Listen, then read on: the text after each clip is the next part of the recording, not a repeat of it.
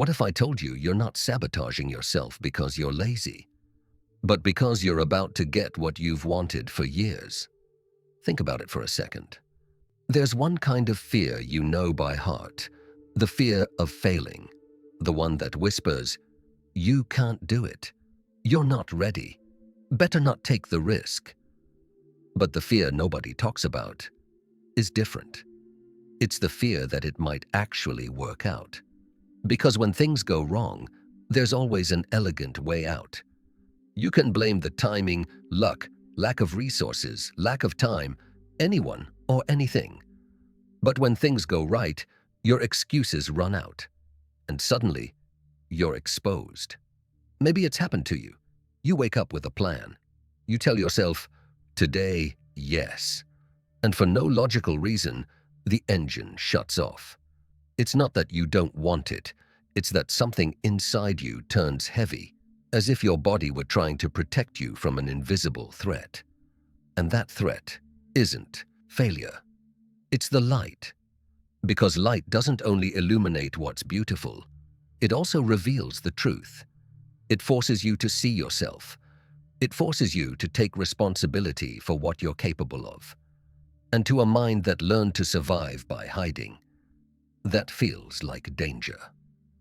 There's a very specific moment in a person's life, a strange, quiet moment that almost no one knows how to name.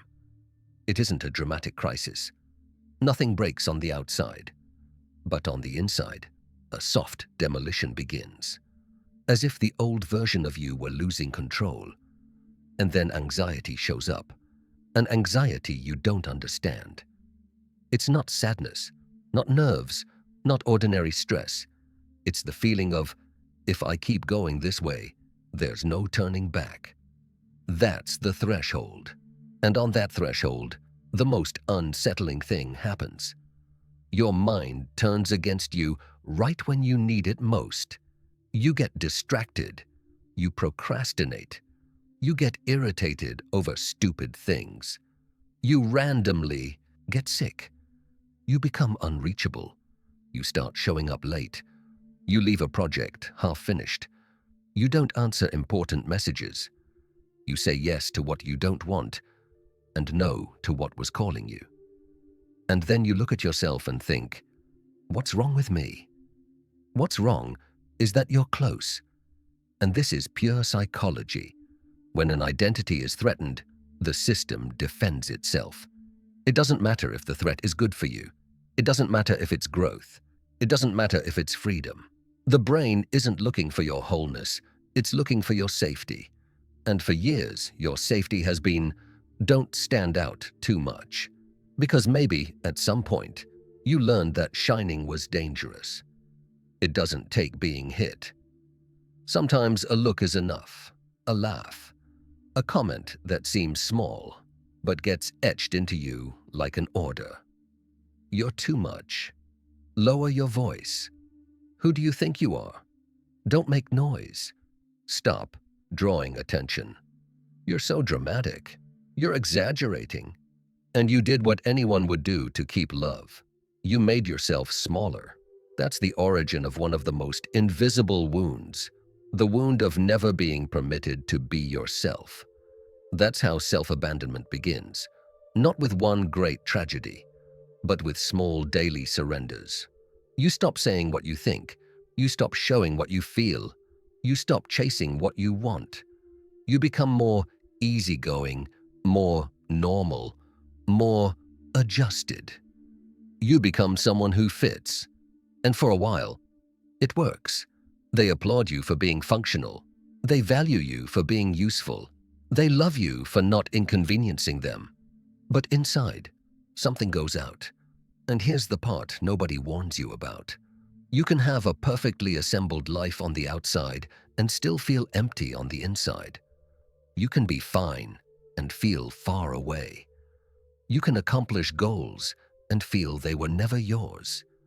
You can be surrounded and still feel an inexplicable loneliness. Because living functionally isn't living with a soul. And when the soul is in exile, the body pays the price.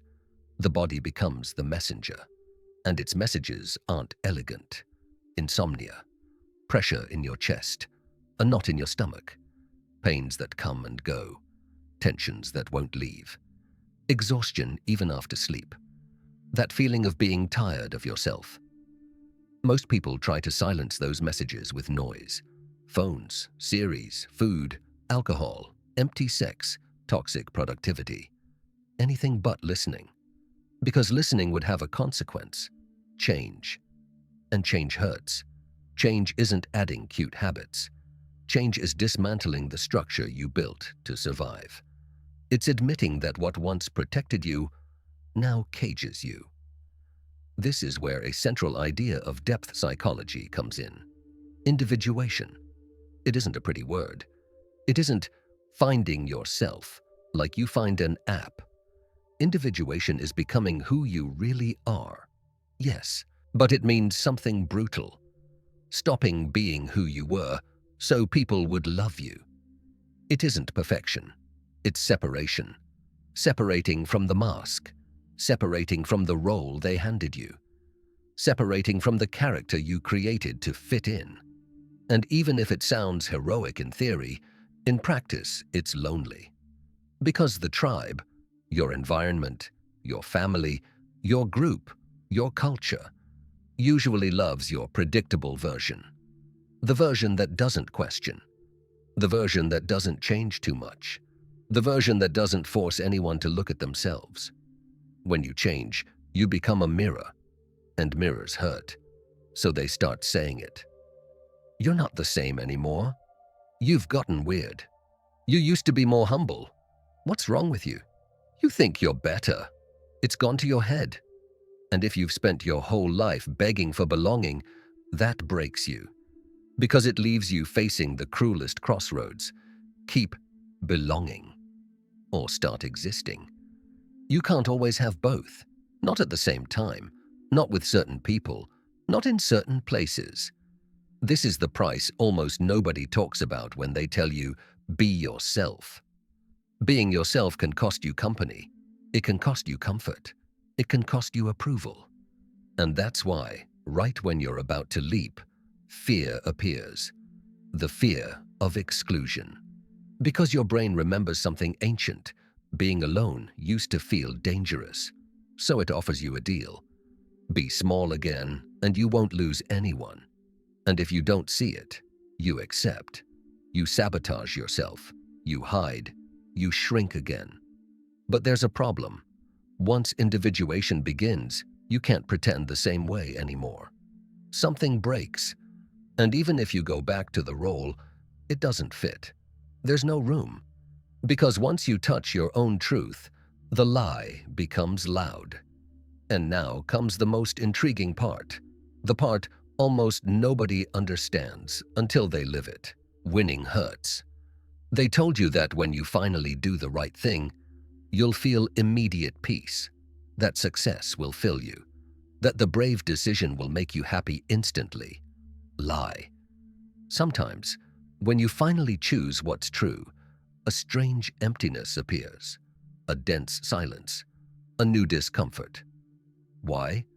Because you're grieving the old identity, the version of you that got left behind, the pacts you broke, the places you no longer return to, the people who no longer walk with you. And nobody taught you how to live that grief. Nobody taught you that growing up is sometimes saying goodbye. This is where many confuse discomfort with mistake. They think if it hurts, they chose wrong. And they go back. But sometimes it hurts precisely because you chose right for the first time. Light doesn't always feel like relief. Sometimes it feels like exposure, because there's nowhere left to hide. And then the question rises. One your mind avoids, but your soul keeps repeating. Am I ready to hold myself, even if nobody applauds me? This is real psychological maturity. Not the kind that endures more, not the kind that adapts better, not the kind that looks stronger on the outside. Real maturity is stopping the self-abandonment.